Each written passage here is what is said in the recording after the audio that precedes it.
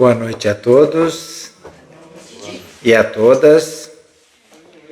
É uma alegria estar nesse convívio com vocês. Acredito que todos me conhecem. Uns me conhecem por Juicy, como é o querido irmão Nilton. Outros por Juicy, outros por Julce. Mas meu nome não é convencional mesmo, né? Aos poucos, esta empatia vai acabar fazendo com que vocês descubram que eu sou o Julci. Então, gente, aqui sempre dá uma dorzinha na barriga. Não adianta dizer que está acostumado, que faz isso com muita fluência. É uma enorme responsabilidade sentar aqui. Eu trago para vocês hoje um tema que não é um tratado de natureza psicológica. A gente não perdeu o foco de que nós estamos numa casa espírita e nós devemos trazer ensinamentos voltados para o aprendizado do espiritismo.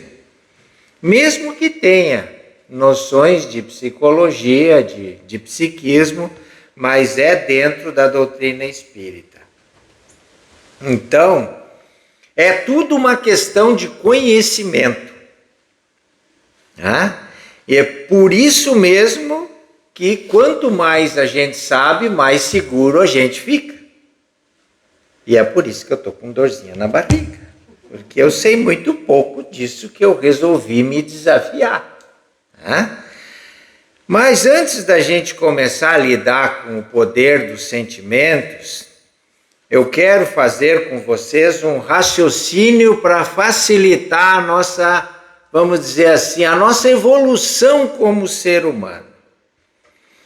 Ou como espírito, seria mais apropriado dizer como espírito, né? Então, a ontologia do ser. Ontologia, filosoficamente, significa uma reflexão a respeito do sentido abrangente sobre o ser. Sobre as explicações que a gente pode dar a partir das múltiplas existências. E daí eu quero começar com umas perguntinhas bem básicas, assim, até porque hoje à tarde eu andei olhando o nosso WhatsApp lá e isso de repente pode ser até plausível. Deus existe? Tranquilo? Deus é soberanamente bom e justo? Acreditam em Deus, então? Sim. Somos filhos de Deus? Sim. Ele nos criou a sua imagem e semelhança? Sim. Então, somos espíritos criados por Deus. Concordam? Começamos bem, então. Percebe como é bom a gente se situar? Percebe? Então, tudo é uma questão de conhecimento. Tudo é uma questão de conhecimento. E nós podemos voltar 2.500 anos atrás. Tá bom para vocês? Vamos voltar em Sócrates. Olha onde eu estou me metendo. Sócrates viveu na Grécia entre 470 e 399 a.C. Tinha um método de conhecimento baseado no questionamento e no diálogo, que ele buscava a verdade e as virtudes. 2.500 anos atrás. Depois, e deixou para nós a célebre frase, conhece-te a ti mesmo. É bujo? Só uma pergunta. Na época de Sócrates, eu não tenho nada disso, já existia calendário? Já.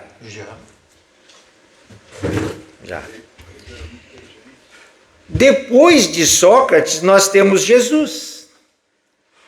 Nasceu em Belém, na Judéia, viveu quase toda a vida em Nazaré, nas proximidades de Jerusalém, onde hoje, pasme, é o território de Israel e os territórios palestinos. Ali viveu Jesus. Hoje aquele campo lá é minado, é guerra o tempo todo. E o que Jesus veio nos ensinar?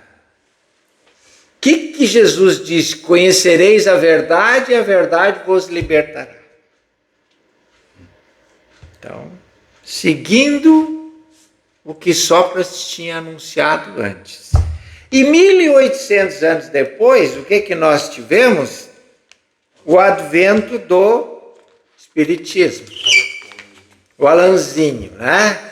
E no Espiritismo, entre tantas e tantos ensinamentos que nós temos o Livro dos Espíritos, que é o livro mãe da codificação. Daqui saíram os outros. Lá no 12º capítulo, na perfeição moral, nós temos o quê? Uma ampla aula sobre o conhecimento sobre nós mesmos e sobre reforma íntima. Uma aula que nos dá Santo Agostinho. Então, conhecimento é importante. É importante. Bom, dito isso, levantando um pouquinho o véu da nossa ignorância, nós vamos entrar no poder dos sentimentos. Até hoje nós falamos muito o quê? O poder do pensamento. Não é verdade? O poder do pensamento, que é importante, eu não estou diminuindo o poder do pensamento, mas ele nos foi vendido como a mola propulsora de tudo que nós possamos ser ou conquistarmos como seres humanos. Achávamos que isso era assim. Pois bem, pesquisas recentes no campo da ciência, leia-se física quântica, demonstram que as tradições religiosas e nossos profetas do passado vêm ensinando há milênios a respeito do sentimento.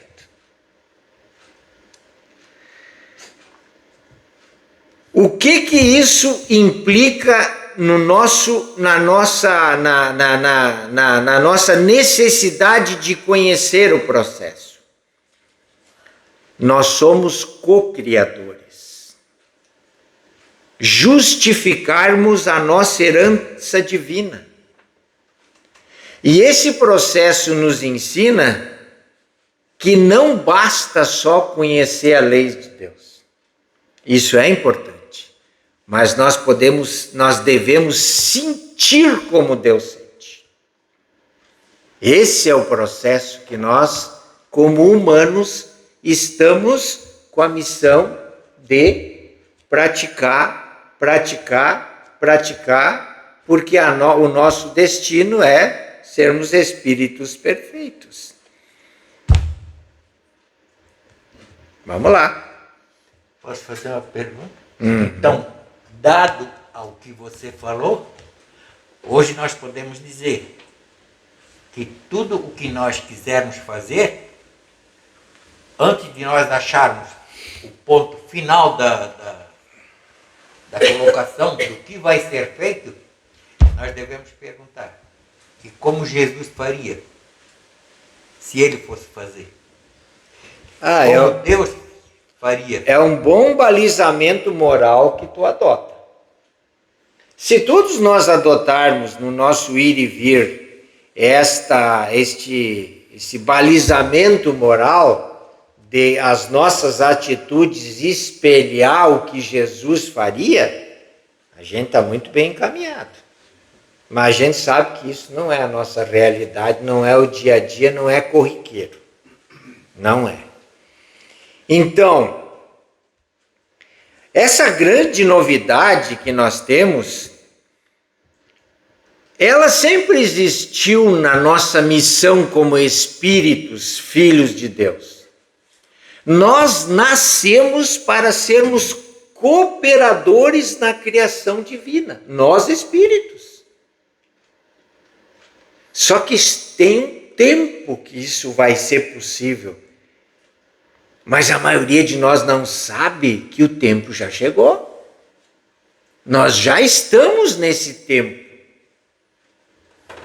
Nós veremos a partir dessa cronologia que nós criamos aqui. E antes de iniciar com vocês a compreensão do poder do sentimento, como funciona em nós, como praticamos, como nos postamos frente à lei de Deus e, sobretudo, as nossas dificuldades para entender e praticar, voltamos à ontologia do ser. Vamos ser bem didático. O espírito nasce como princípio inteligente. Então, o princípio inteligente é a versão primitiva do espírito. Lembra da Trindade? Deus, princípio inteligente e fluido cósmico universal, matéria. É a Trindade, né? Nascido simples e ignorante, é jogado no oceano da evolução para um dia se tornar espírito puro com perfeição relativa. Isso é fatalista, gente. Isso é determinismo. Nós não podemos fugir disso. Não podemos. Então, nós nascemos para sermos perfeitos, espíritos puros. Querendo ou não. Concordam? Então, vamos adiante. Daí tem aquelas denominações católicas, né, de espírito perfeito, anjo, arcanjo, serafim, querubim, mas isso é denominação que nós criamos. É espírito perfeito, espírito puro, né? Mas até nós chegar lá, a trajetória é longa. É longa, né? E nós vamos cortar um pouco a etapa, porque o decréscimo vibratório, essa expressão pode causar um pouco de confusão, mas quando o espírito nasceu como princípio inteligente, ele teve que descer para a matéria. Porque é na matéria que ele vai se candidatar a espírito com a letra maiúscula, ele vai se tornar espírito com a letra maiúscula. É na matéria. É aqui na energia condensada do universo, onde o fluido cósmico se condensou. E onde ele levou 4.000 anos para descer. Muito mais, Newton. Olha, eu acredito, olha, se nós falar em milhões, eu acho que nós estamos errando. Porque eu mesmo cortando a etapa, a gente sabe que ele chegou no reino mineral. Lembra do princípio inteligente no reino mineral? Ele passou pelo reino vegetal. Ele ingressou e saiu do reino animal. Eles somos nós. E ingressou no reino hominal, onde adquiriu a denominação de espírito, letra maiúscula. Estamos concordados? Temos dúvida? Porque a gente também aprendeu que já no reino anterior, no reino animal, nas últimas fases do reino animal, já houve a individualização do princípio inteligente. A gente não vai entrar nessa área porque ela sozinha ela já tem um capítulo para estudar. Então, a gente sabe que os mamíferos já são individualizados como espírito e letra minúscula. Por quê? Porque eles não têm inteligência. Não inteligência infinita que nem a nossa. Se sabe que os mamíferos daquela última escala, e a gente não vai entrar muito nisso, já têm uma inteligência rudimentar. Mas vamos parar por aí. Inteligência mesmo tem nós. E eu dou ênfase a isso por quê? Porque nós não temos só inteligência, nós temos livre-arbítrio. O animal não erra, o animal não é mau, o animal não falha. Nenhum reino anterior. O que tem nos reinos anteriores é a providência divina através da engenharia sideral encaminhando a evolução do princípio inteligente. Estamos concordados? Mas quando chega na condição hominal, a providência divina continua ativa, justiça e misericórdia estão sobre a nossa, estão nos comandando, só que de uma forma diferente. Já não é mais determinista. Porque para nós foi dada a liberdade de pensar, a liberdade de nos tornarmos espíritos puros pelo nosso próprio esforço. E aí nós vamos receber uma ajuda muito interessante da explicação evolutiva no Evangelho. O Evangelho que a Nani leu há pouco. A gente lê o Evangelho em casa, a gente faz o Evangelho no lar, mas a gente nunca pesca essas coisinhas, né? Essas coisinhas estão lá. Olha só o que eu encontrei, e que vocês já leram, eu tenho certeza. Mas que aqui, para o meu angu, faz sentido, né? Lá no capítulo 11, amar ao próximo como a si mesmo, no item 8, a lei do amor, guardem o termo, lei do amor. Está escrito que o amor resume de forma completa toda a doutrina de Jesus, porque é o sentimento mais elevado e sublime que existe. Como ser humano, nós tomamos conhecimento disso. Para quê? Para bonito? Não.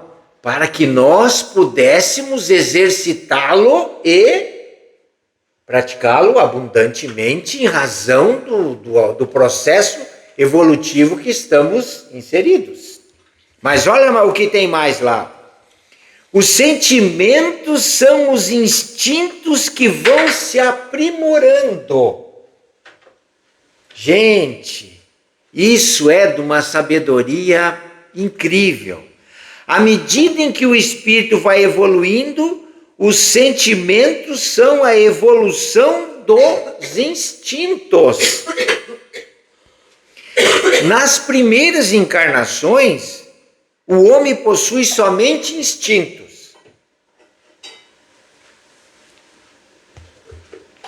À medida em que avança e aumenta o convívio com outros homens, passa a possuir sensações. E quando se encontra mais instruído e purificado, adquire então sentimentos.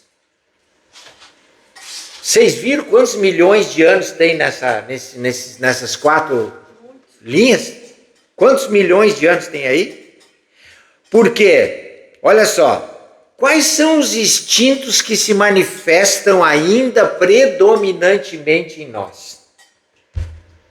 Sobrevivência e perpetuação da espécie. Esses instintos são de quê? De que reino? Reino animal. Reino animal, porque como ser humano nós descobrimos que não tem necessidade de se preocupar com sobrevivência, porque somos imortais. Percebe? E também não precisamos nos preocupar em perpetuar a espécie, porque como espírito, né, nós entramos e saímos da carne sem gênero. Isso é do processo evolutivo, gente. Então, nós vamos aos poucos perder isso. Perder o interesse, pelo menos, desse processo.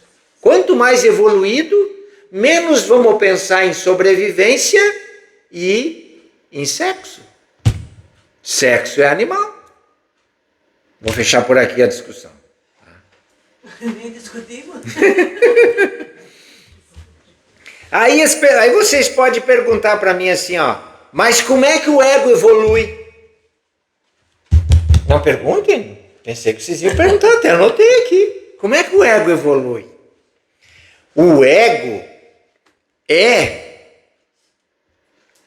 a proteção que nós temos ainda, é o sentimento protetivo que nós temos de resguardar a nossa existência.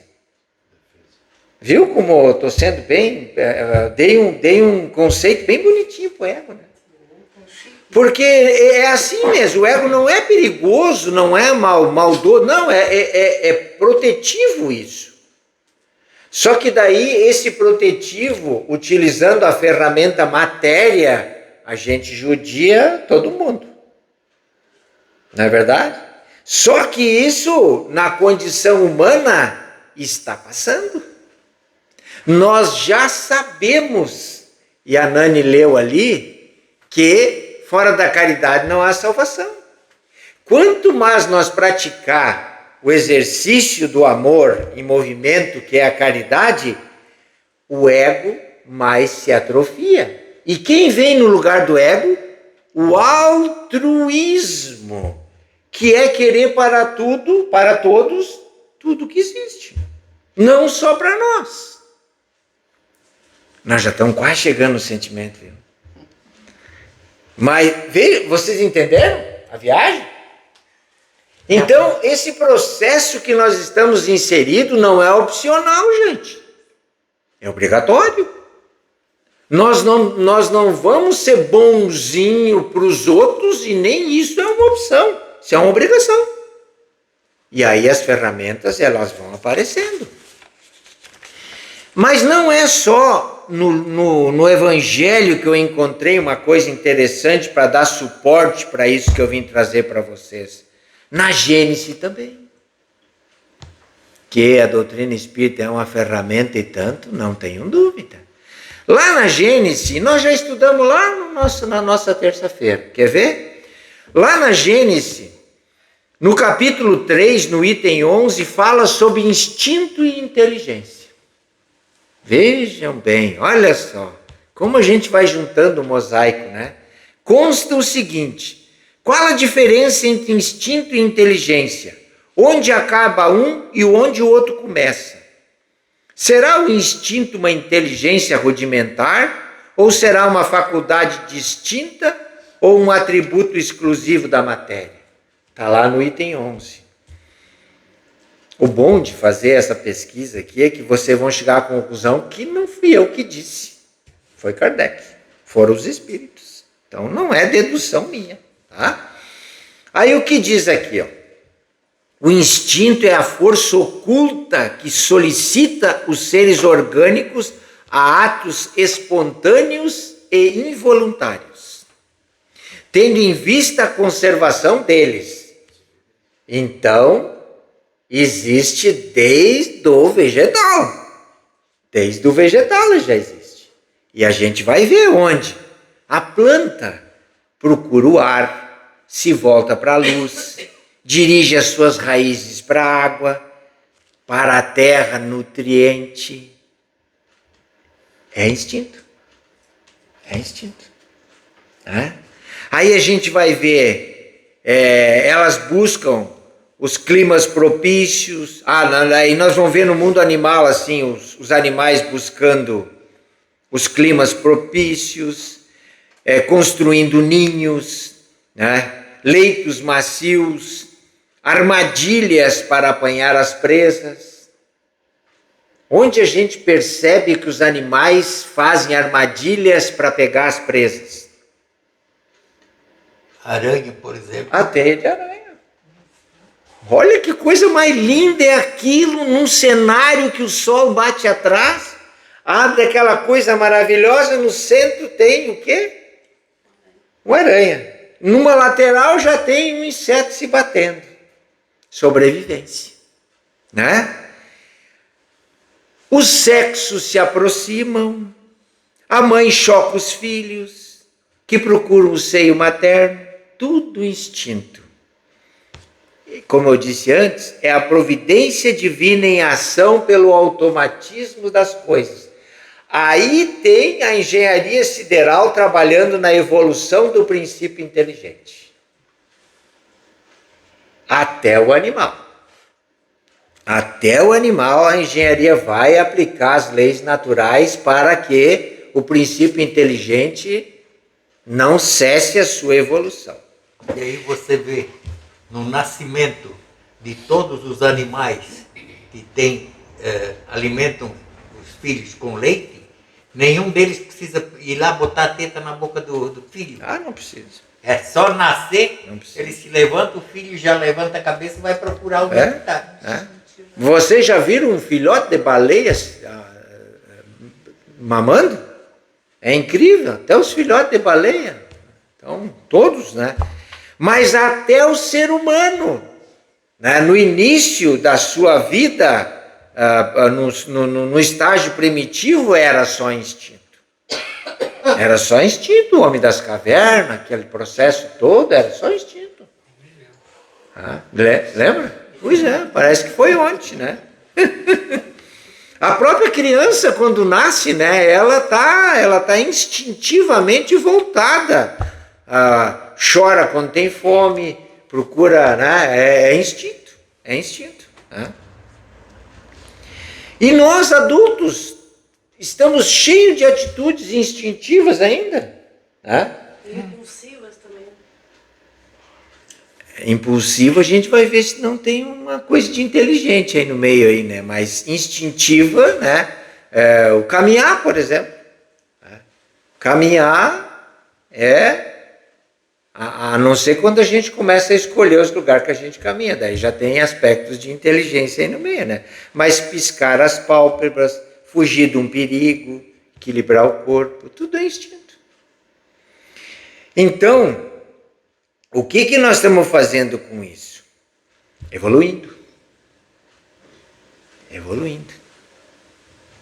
E nessa cronologia aí, se passaram milhões de anos, Newton. Milhões de anos. Muito tempo. Não foram só 4 milhões. Não, muito tempo. Aí, quando chega no ser humano, aparecem elementos novos. E não é porque Deus é bonzinho com nós. Ele é bom com toda a sua criação. O princípio inteligente está sendo cuidado por Deus tanto quanto nós, como o Espírito com letra maiúscula. É porque é assim que as coisas se apresentam. Aí nós temos inteligência, que se revela por atos voluntários, refletidos, premeditados, combinados, de acordo com a oportunidade e a conveniência. Somos nós. Que bonito isso, né, senhor? Que bonito, hein? Eu até me achei aqui inteligente nisso. Imagina. Eu tenho inteligência. Então, e o que você quer dizer do índio que não teve nada de conhecimento dos teus princípios? Quem? O índio. Mas teve do que ele precisava ter. É um estágio. Sobrevivência. Querem sobreviver? Teve do que ele precisava ter. Para atrair. Teve o que ele precisava. Então a inteligência já é um atributo exclusivo da alma humana. Tem aqui. Seria o reflexo da alma humana? Não. Eu acho que a inteligência é um atributo. Lembra de Deus e seus atributos? A inteligência é um atributo. Deus tem a inteligência suprema. Nós temos a inteligência relativa, mas é atributo. Sentimento nós vamos chegar. Sentimento é uma composição. Nós vamos ver que sentimento é uma composição. Né? Bom, mas daí para complicar um pouco mais, né? Vocês vieram para ser complicado, eu vou complicar um pouco mais. Tá dando para entender isso? Tá? Até então. Vamos usar a psicologia agora um pouco. Né? Vamos usar a psicologia. Eu corro o risco com o estudo que a Tânia fez, com o psicólogo Oliveiros ali, eu corro o risco de passar vergonha, mas eu vou tangenciar. Então, vamos entrar na área da psicologia, porque daí nós já vamos entrar na psique humana. Né? Frequentemente, a mente humana é dividida em 3 níveis: consciente, subconsciente ou pré-consciente e inconsciente. Por que eu estou dizendo isso? Porque eu quero colocar o instinto num lugar desses. Vou colocar o instinto, isso que a Gênesis me mostrou aqui. Ó.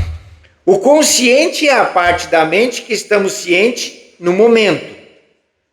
Pensamentos e sensações é no consciente que o espírito exercita, pratica, com a inteligência, com as emoções e com o sentimento. É agora. No consciente nós estamos exercitando, só os humanos fazem isso. Só os humanos fazem isso. Esse exercício é necessário para a nossa evolução. No subconsciente, armazena-se memórias e informações que podem ser recuperadas e trazidas para a consciência, tratando de situações que ainda precisam ser devidamente ajustadas e que influenciam o consciente constantemente. Então, do subconsciente, dentro de nós, do nosso psiquismo, na nossa estrutura psíquica, nós temos lá armazenado toda a nossa história. Não só no subconsciente, no inconsciente também. Mas toda a nossa história, sobretudo a mal resolvida. Está lá. E afeta o consciente constantemente. E no inconsciente é onde se abrigam os desejos, os impulsos e as memórias que não são diretamente acessíveis à consciência, mas que influenciam o nosso comportamento. Nós somos complexos, gente. Nós somos muito complexos. E é lá que estão os instintos. Por uma razão muito lógica. Porque são lição aprendida. Os instintos que são animais são lição aprendida. O que vai virar instinto nesta fase nossa, de nós tanto praticar, é a nossa condição hominal. Porque o raciocínio, a inteligência, vão fazer com que a gente trabalhe emoções até que os sentimentos sejam depurados. E aí a gente chama de inteligência. E uma coisa que isso a gente já sabia disso, vocês vão ver quando eu chegar lá. A gente já sabia disso. Que são as duas asas da sabedoria. A gente já sabia disso, não sei como é que a gente não se deu conta. De achar que o poder do pensamento seria tudo para nós, para a nossa evolução. Não, essa é a asa da intelectualidade. A asa da moralidade, ela precisa crescer tanto quanto, elas têm que ser parelha. E a asa da moralidade é a asa do amor. A gente já sabia disso.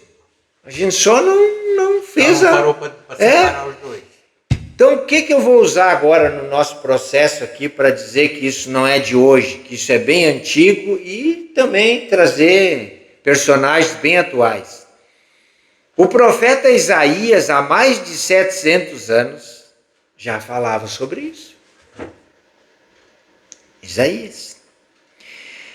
O Mestre Jesus falou sobre isso. Muitas vezes. E trazendo para a atualidade, eu vou pegar na área da ciência e da psicologia, o professor Hélio Couto. Quem não conhece o professor Hélio Couto? O Elinho.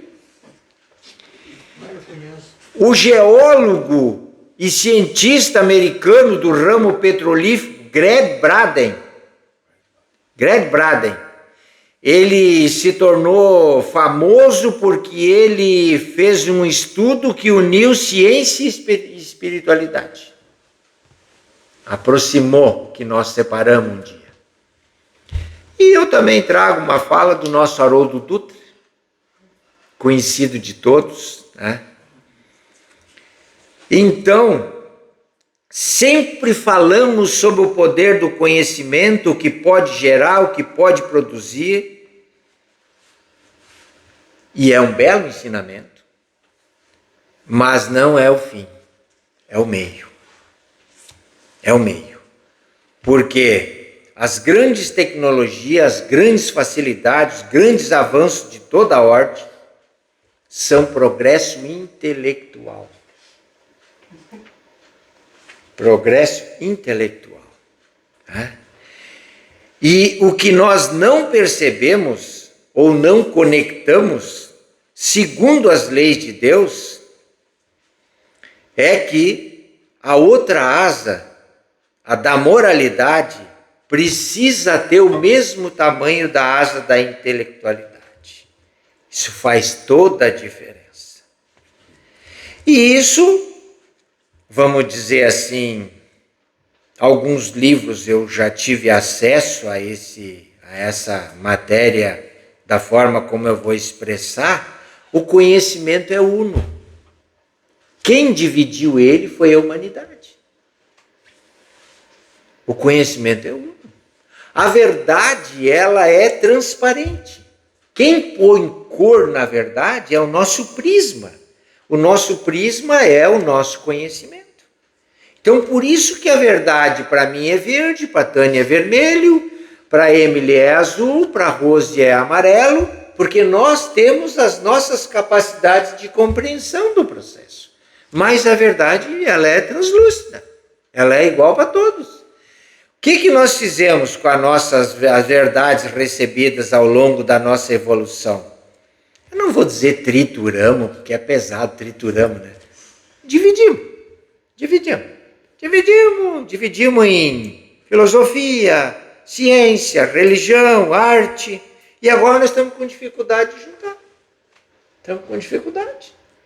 E aí a compreensão se torna mais difícil, né? Muito mais difícil. Mas ela é necessária para a nossa jornada evolutiva. Senão a gente não retorna para a casa do Pai. Saímos de lá para a matéria, e da matéria nós vamos voltar. Se é que dá para fazer assim, né? Mas assim a gente entende, né? Não. Existe muito tempo ainda para nós aprendermos. Ah, sim. É. Que nem diz o gaúcho, o Deus não tem pressa. Deus não tem pressa. É, não tem pressa. O Jussi, você fez que nós saímos do Pai, viemos aqui e vamos voltar. Sim. Esse é o... tem um livro do Pietro Baldi, A Grande Síntese, que explica isso, né?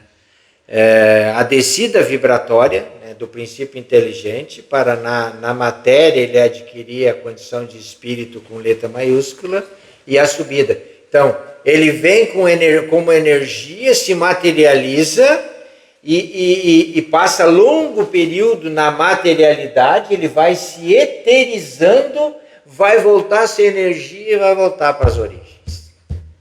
Ele não, nós. Alguns. Não, todos. Uns mais cedo, outros até não. uns mais cedo, outros mais tarde. Todos. Por isso é que nós somos... Vamos continuar? Vocês estão respirando? Quer tomar água? Estou respirando. Não, se tomar água, depois tranca a descida do... Olha só, eu falei do profeta Isaías, mais ou menos 700 anos antes de Cristo. Isaías é um dos profetas mais respeitados do Antigo Testamento. Ele é tão respeitado no Antigo Testamento quanto no Novo Testamento. Tem mais de 400 citações de Isaías no Novo Testamento. Até poderia aqui, isso já seria uma situação um pouco oblíqua, arriscar dizer quem foi Isaías, do ponto de vista dos que nós conhecemos, mas eu não vou cometer essa heresia com vocês. Mas se a heresia você não pode cometer, já foi cometida. Não vou.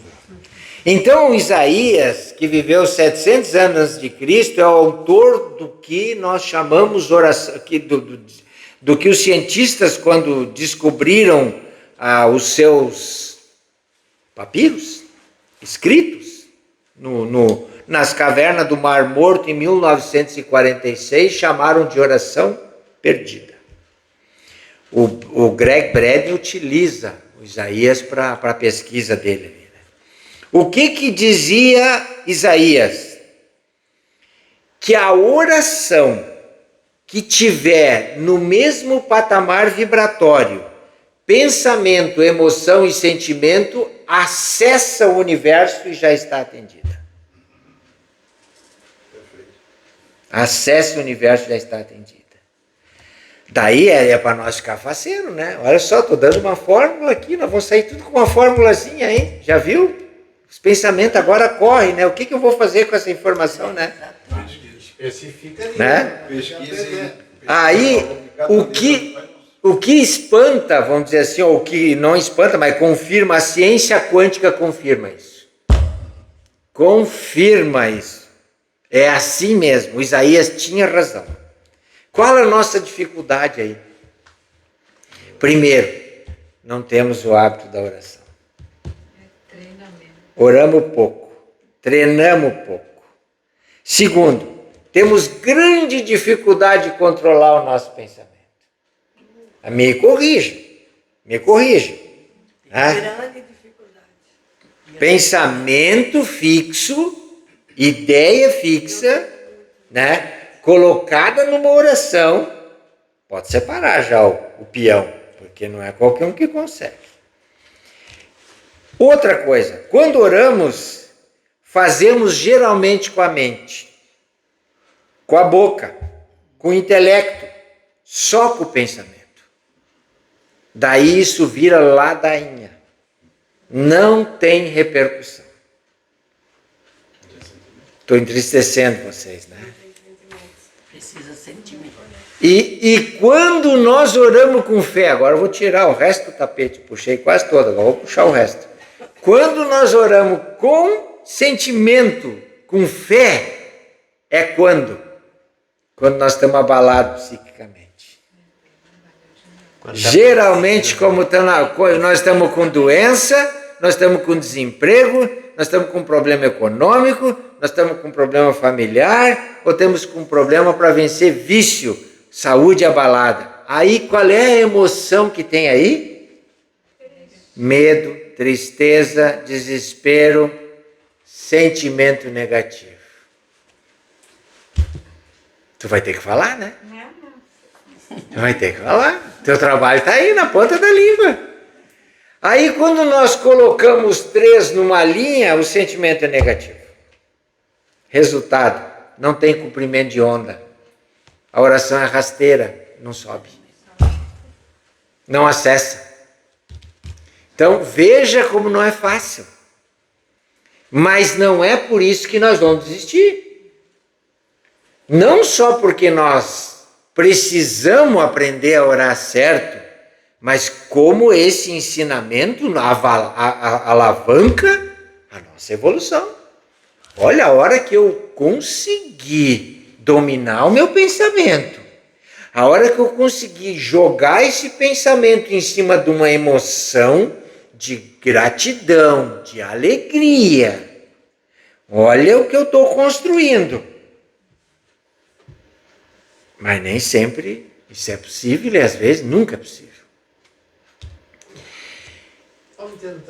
Vamos tentando. O negócio é não desistir. E aí nós temos, depois do Isaías, que nos deixou essa barbadinha que a gente não aproveita, nós não aproveitamos o Mestre Jesus, um Cristo planetário. Para nós ele está muito ainda como uma figura histórica. O que vem antes dele e o que vem depois dele. Ainda é uma figura, olha, com perdão da palavra e até desrespeitosa, ainda é uma figura decorativa no nosso coração, Jesus. Jesus ainda nós não levamos a sério. E ele veio nos ensinar caminhos, verdades, soluções, definiu padrões de comportamento e atitudes conforme a lei de Deus. E como espírita, nós temos essa ferramenta na mão. 168 horas por semana. Quanto nós fizemos? Então, se Jesus não foi levado a sério até hoje, nós não praticamos seus ensinamentos. Qual a consequência disso? Não nos comportamos conforme as leis de Deus. Não nos comportamos. Não pensamos e nem agimos como Jesus, nem tampouco como Deus pensa. Mas não é porque a gente é maldoso, não é porque a gente é ignorante, a gente tem que admitir que a gente é ignorante. A gente não sabe que é assim. olha o que Jesus deixou assim, ó, vou pegar só duas passagens dele aqui, ó. João 8,12, eu sou a luz do mundo, quem me segue não andará em trevas, mas terá a luz da vida. Isso é uma letra morta na nossa vida.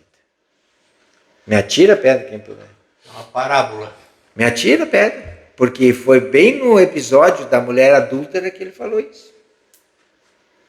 E depois em João de novo, 8, 31, 32, se vós permanecerdes na minha palavra, verdadeiramente sereis meus discípulos e conhecereis a verdade e a verdade vos libertará. Eu vou dizer uma coisa, caiu meus butiá. Caiu os meus butiá. Porque, José, a gente estuda e a água está batendo na canela e a gente não aprende. Mas calma, meu irmão. Nós temos tempo ainda. Será? A transição planetária está mandando ver aí. Nós vamos conseguir chegar lá um dia. Olha só o que Jesus deixou para nós compreender o nosso processo evolutivo. O Sermão da Montanha.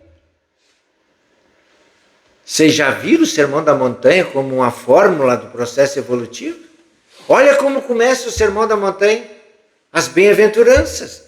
Bem-aventurados os pobres de espírito. Está nos ensinando a ser humilde. Bem-aventurados os aflitos. Está falando da resignação. Está nos ensinando a ser resignado. Bem-aventurados mansos e pacíficos. Significa mansidão. Quem não é manso não vai para o céu, não foi ele que disse? Quer dizer, não evolui. Bem-aventurados os que têm sede de justiça. Está nos convocando ao exercício da fé. Mas nós entendemos isso dessa forma? Mas claro. Nós não nos damos atenção a isso, mas por outro lado, o que acontece que nos tira do caminho do estudo, da linha do segmento da colocação ali. Por exemplo, se você pensar que Jesus viveu lá onde hoje só tem guerra, como é que alguém pode ter paz? Eu sei, Nilton, eu concordo contigo, mas o que nos tira da obrigação de ver isso aqui como importante, ou que nos distrai na nossa vida ainda, sabe o que é? É o sentido de sobrevivência que a gente dá para a vida. E saber que nós não estamos num lugar de guerra. O sentido de sobrevivência coloca isso aqui num segundo plano na nossa vida. Nós não achamos isso aqui o principal na nossa vida. E daí a gente amassa uma tonelada de uva para tomar um copo de suco. Primeiro sintoma da fome, É? ela vem, né? Você está com fome, você quer... Quando a gente podia amassar 1 quilo de uva só para tomar um copo de suco. A gente foi uma força danada, por quê? Porque a gente não acredita em nenhuma estrutura espiritual que nos ajuda. A gente quer fazer nós mesmos. Nós mesmos encontramos a parede, queremos subir a parede, caímos, subimos. Lá em cima tem um anjo, entre aspas, com uma cordinha querendo nos levar e a gente não está nem dando bola. O Nilton era pescador. Um dia estava no mar, pescando, tinha quase, assim, perto de uns 200 e poucos quilos de camarão na popa do barco. Mas todo mundo pega camarão nessa casa. Aqui teve dia de nós de cascar 400 quilos de camarão. Para quê? Viu? Pra quê? Para quê? Dentro do barco, eu pensei, olhei para aquele monte de camarão, ver o esforço que eu fiz para chegar naquele ponto. Porque não era só o que eu estava me esforçando ali na hora para pegar o camarão. Era trabalhar para ganhar o dinheiro para fazer o barco, para comprar motor, para mandar fazer rede, tudo aquilo. se eu precisava só de um punhadinho de camarão assim. Se Olha. eu pegasse um punhado desse tamanho, a minha mulher se alimentava com uma mão e eu com a outra. Olhai as aves no céu e os lírios no campo. A gente faz muita força para ter. Esse é o desvio padrão no nosso comportamento. Mas vai passar, sabe por que a gente faz isso? Porque é o ego que nos empurra. É o ego, é a sobrevivência. A gente quer, assim, ter sempre guardado um pouquinho, porque pode faltar amanhã, né? Os nossos governantes não são muito confiáveis, e daqui a pouco muda tudo e eu vou ficar sem nada. Pensamento meu. Quando nós chegar mais pro fim quando nós chegar mais pro fim da coisa, eu vou te dizer assim, uma das coisas que mais nós temos que prestar atenção. Eu vou ainda citar novamente a leitura do Evangelho da Nani. Jesus deixou lá escrito não, porque ele não escreveu, ele só falou, mas os que olhou te chosen, né? Tinha dois que escreviam sempre, vocês notaram? Mateus e João. Mateus e João foram os testemunhos oculares da vida de Jesus. Pois é, mas eu não me lembro do João ter passado pelo colégio. Eles andavam... Mas ele escrevia. Pode olhar o Tetiose. Eles escreviam porque eles andavam com Jesus. E os outros apóstolos? Não. Não, Os outros dois não eram apóstolos. Marcos e Lucas não eram apóstolos. Marcos e Lucas não. Não eram 12? Ah, dos 12. Tá, não, mas não. Mas Quem escrevia era Mateus e João, tá? aqui, ó, nós temos um apóstolo aqui que está ensinando para os outros 12 que estão aqui.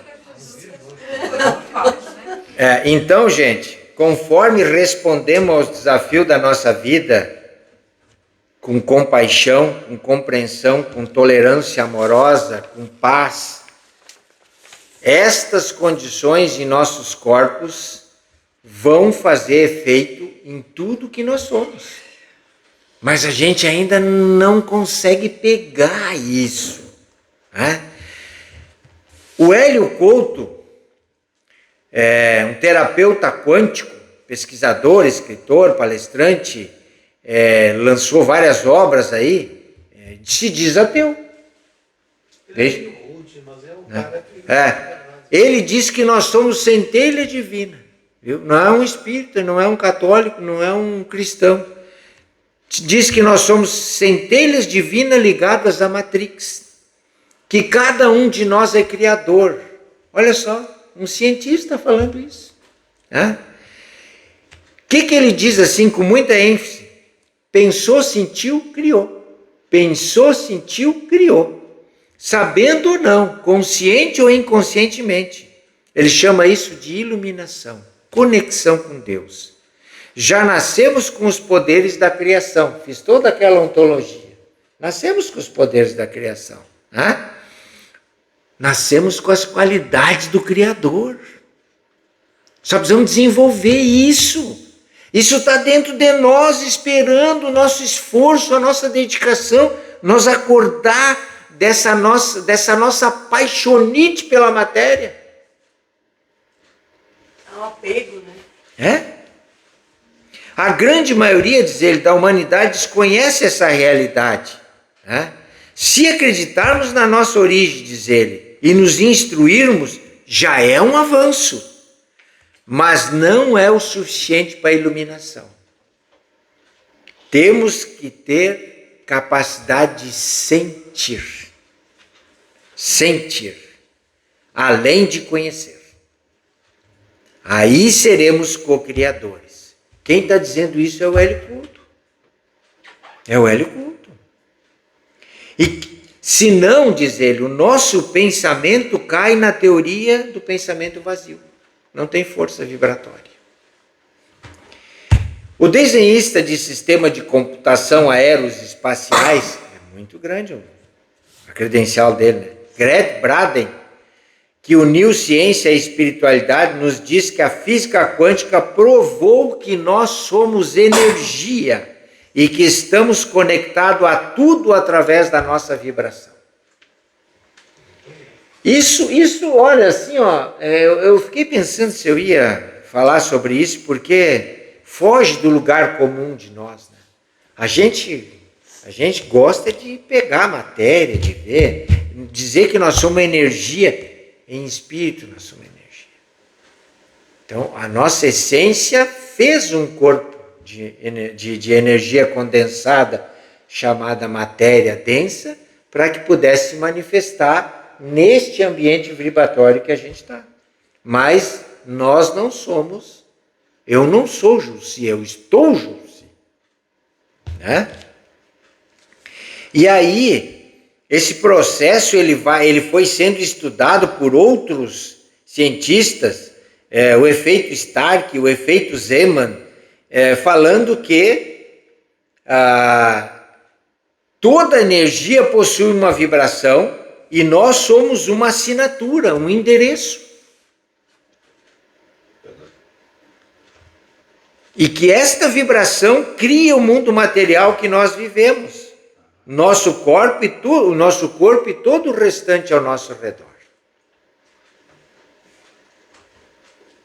É lógico que eu sei que a Terra foi feita por irmãos mais velhos, que nós chamamos de Cristos, com espíritos perfeitos, mas nós estamos enquadrados dentro deste contexto, embora ainda com uma evolução diferente da deles. É isso que nós temos que acreditar. Mas estamos aqui se batendo para chegar lá. Com potencial, nós temos o potencial de fazer isso, de mudar a realidade. Nós mudamos o campo eletromagnético.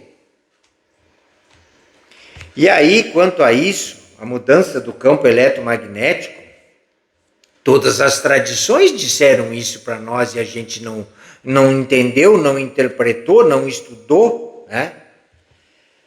O cérebro cria campos eletromagnéticos, mas são fracos comparados ao coração.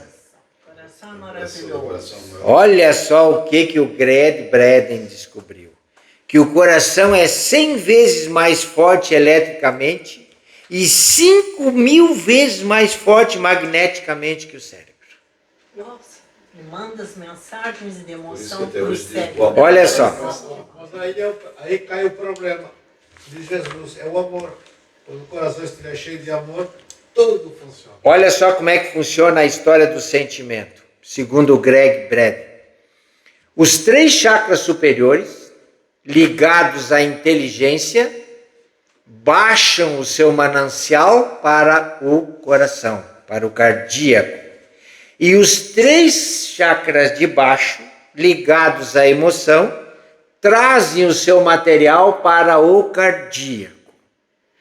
Ali vai ser gerado o sentimento, que o pensamento vai adquirir a força e nós temos o que modifica a nossa realidade. Aí acusa os errados. Feliz é que eles têm o coração grande.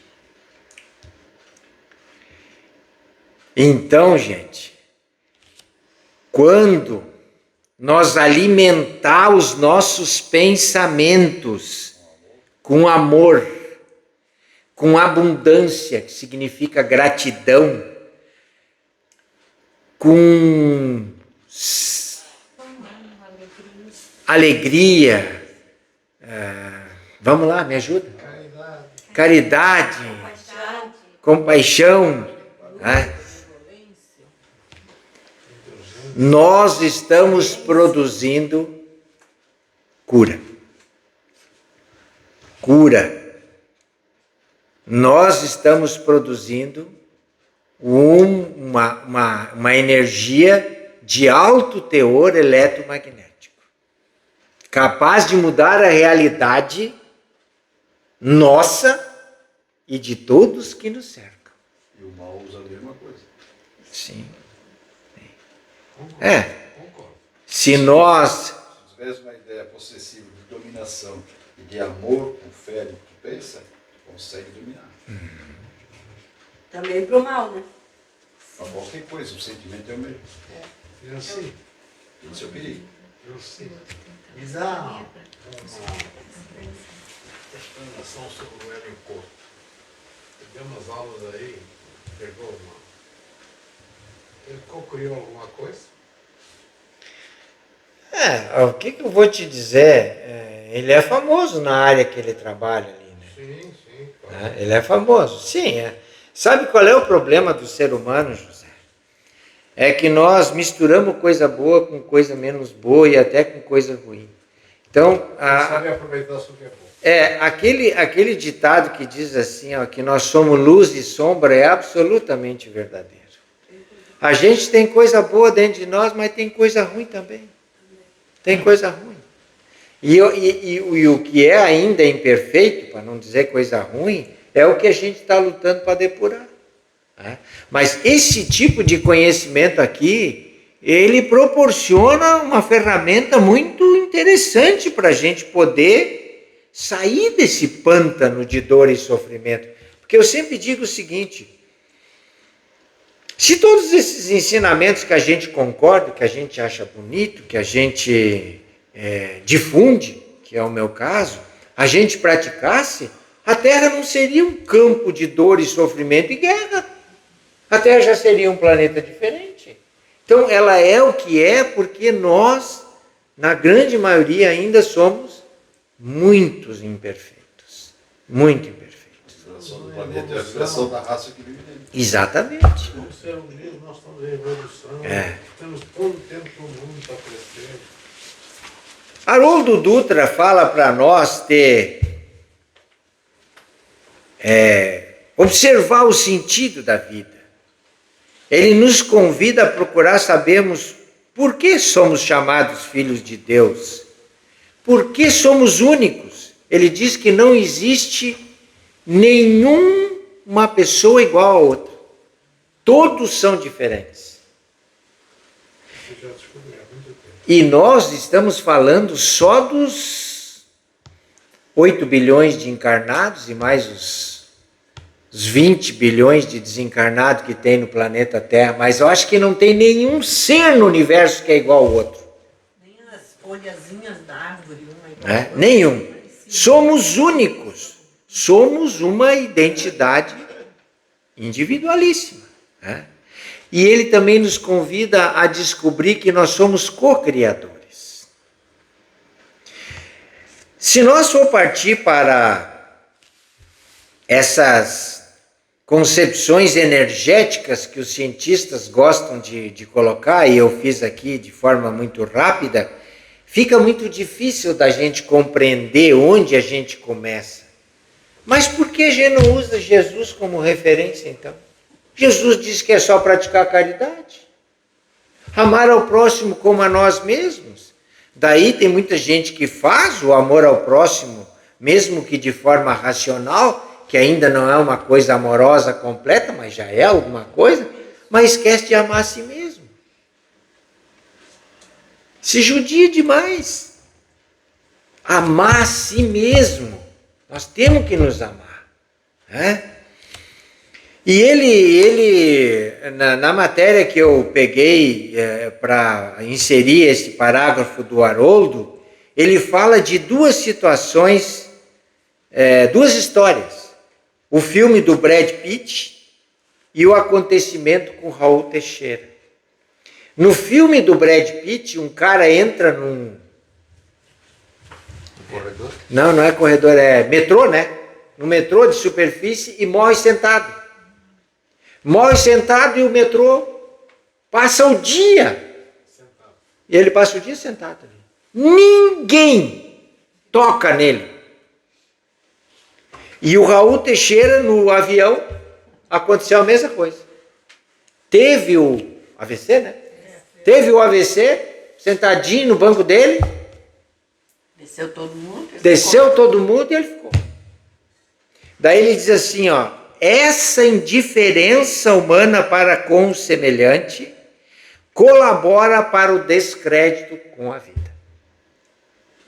E daí eu fiquei um pouco chocado quando eu vi isso, né? E logo eu fico pensando assim, e tu, Jussi, o que tu faria? Mas eu me cobro mais do que... Né? E tu que faria, Jussi? Tu iria lá dar um toque no cara do metrô lá para ver se ele estava passando mal? Eu estou me admirando como é que ele conseguiu se manter todo esse tempo sentadinho, sem ter caído. Ô Zé, depende do tipo de banco que ele está. Mas olha a preocupação do ser humano com o dia a dia dentro da sobrevivência que nós vivemos. Acaba dando nisso, Zé. Acaba dando nisso. O metrô andou o dia inteiro e ninguém tocou no carro. E nem isso, tipo assim, ninguém mais ajuda, ninguém mais faz nada. Nós estamos numa célula que quer provar o contrário. Nós vivemos no núcleo que quer provar o contrário. Essa questão, então, quando você estava falando de princípio inteligente e tudo mais, né? E tem que lembrar que são vários tipos de inteligência e a gente, como mamífero, né, a raiz mamífera, assim, todo mamífero depende de pai e de mãe para sobreviver. Isso já ensina uma questão de dependência do outro, que é importante. Então, nós como seres humanos lidamos disso também. A gente tem que ter consciência disso o tempo inteiro. A gente dependeu principalmente de nossa mãe para sobreviver. Senão a gente entra, se você é totalmente de recurso e deixa lá, Deus lá, pronto, vai morrer. Vai para frente. Esse tipo de laço de dependência que a gente tem já é para ajudar a gerar a questão do sentimento de independência do próximo e de necessidade de viver em sociedade. O ser humano ser igual, já teve vários relatos na ciência, né?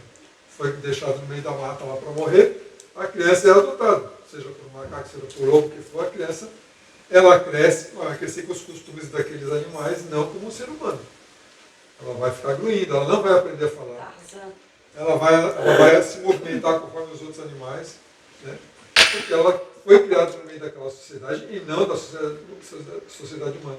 Então a gente depende disso. O meio. É do meio. Então a gente tem que pensar que nessa arquitetura toda, para onde a humanidade está indo, existe uma arquitetura, vamos dizer assim, uma questão da sociedade, como é que ela se comporta e como é que nós vamos ser daqui para frente.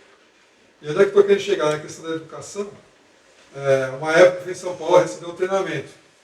E lá, uma academia de Kung Fu e tal, e o professor falou assim, hoje nós vamos para um restaurante, vamos ter aula no restaurante. Eu pensei, vamos para um restaurante. Né?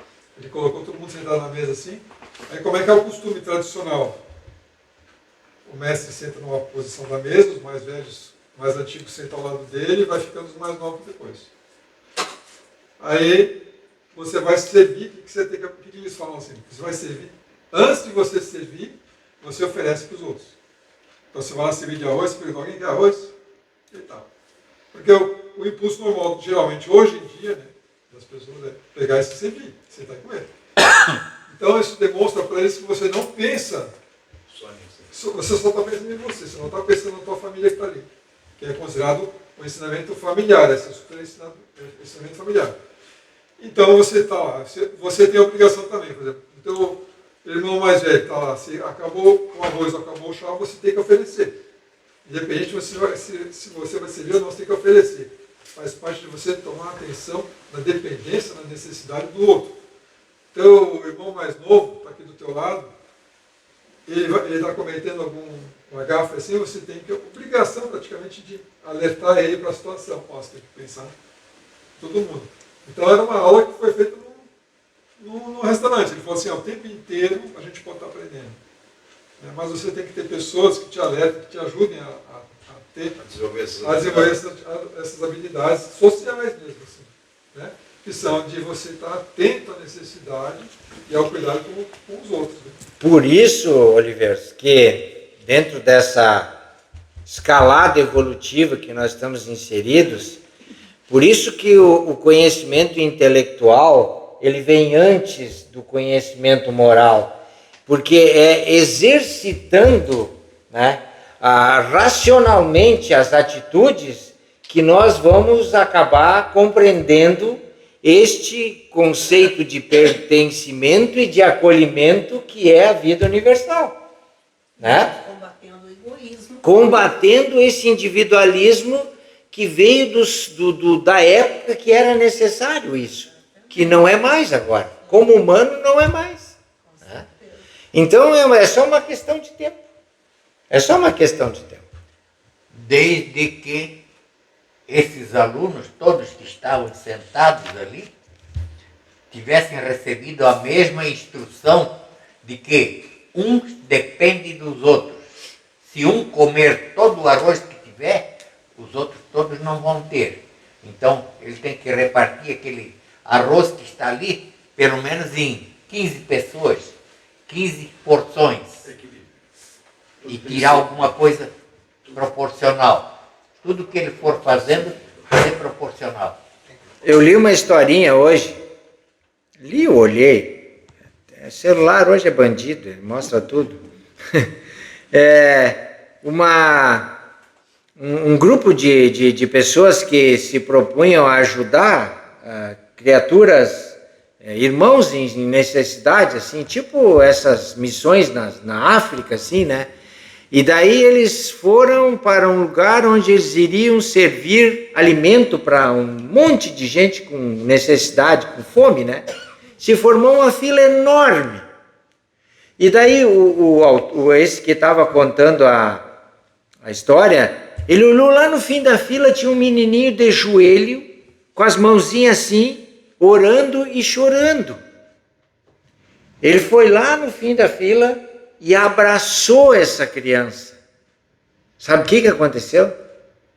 Um monte saiu da fila para receber um abraço.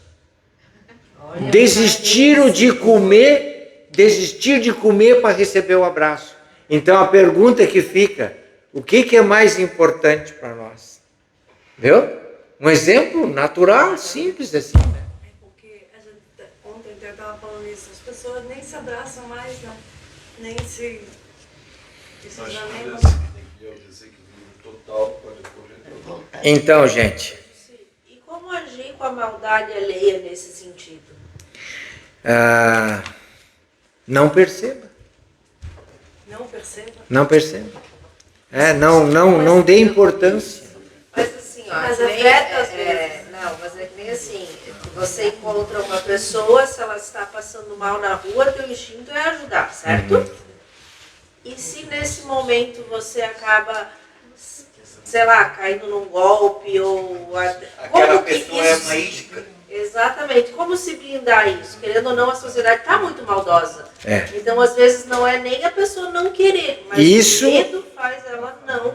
Isso também concorre para que a gente fique menos sensível do que deveria. A insensibilidade nossa passa também pelo medo. Passa também pelo medo, né? Mas eu diria assim, ó, se puder ajudar, ajuda. O teu sentimento é de ajudar, ajuda. Se ocorrer alguma coisa que vai te prejudicar, nada é por acaso. Eu sei que isso entra num processo de... Nada é por acaso. Mas o teu sentimento de ajudar vai criar um campo energético favorável para que tu possa fazer isso. Afasta o mal. Sabe? Afasta tranquilamente. A luz ilumina a escuridão. A luz ilumina a escuridão. Esse Agora, medo... não pode, quando fazer a ação, sentir o desequilíbrio. Nós estamos num núcleo... O sentimento de medo abre o campo na hora. Nós estamos num núcleo pequeno, não é grande, mas que tem a proposta de aprender a amar. Vamos levar a sério isso. Vamos levar a sério. Nós, a maioria de nós aqui tem 2 núcleos desses. Tem aqui e tem o União dos Apóstolos. Então, ferramenta para nós aprender a amar não falta. Não falta. E aí, o que ajuda nesse propósito? A doutrina espírita ajuda. Mas tem outras ferramentas, mas a doutrina espírita, porque ela ensina como eu devo me comportar. Como eu devo me comportar. Né? Se eu racionalmente exercitar esses ensinamentos, eu vou perceber uma coisa: estou me modificando. Emocionalmente eu vou começar a ficar mais equilibrado e sentimentalmente melhor. Vão começar a aparecer virtudes elevadas. Só que a gente tem que fazer meta, traçar meta, objetivo, se jogar nesse processo. Porque a nossa vida vai terminar logo ali na frente. E aí, como a gente tem ouvido e aprendido com os nossos irmãos maiores nos ensinamentos que eles nos passam, chegamos do outro lado arrependidos de não ter feito o que podia ter feito, de não ter cumprido nem a carta encarnatória que nós tínhamos programado. Tá bom, gente? Amem. Amem abundantemente. Tolerem, compreendem, perdoem. Tá? Vão exercitando isso. Quando não dá para perdoar, porque o perdão acho que é divino, de forma bem sentimental, desculpem. Desculpem. Compreendam que já é um caminho para lá. Agradeça. E agradece. Agradecer é a chave. Não pede, ama o que quer. É. Então está tudo ali. É só seguir isso ali, nós vamos sofrer menos do que temos sofrido. Com certeza. Com certeza. Os parabéns. Isso aqui não foi uma roda de conversa, foi uma aula da vida. Capaz. Bondade tua, João. O Zé, tu me olha com um olhar bondoso, é só isso. Não. Roda de conversa é uma outra coisa. Essa aqui foi uma aula de vida. E só não aprende quem não escutou.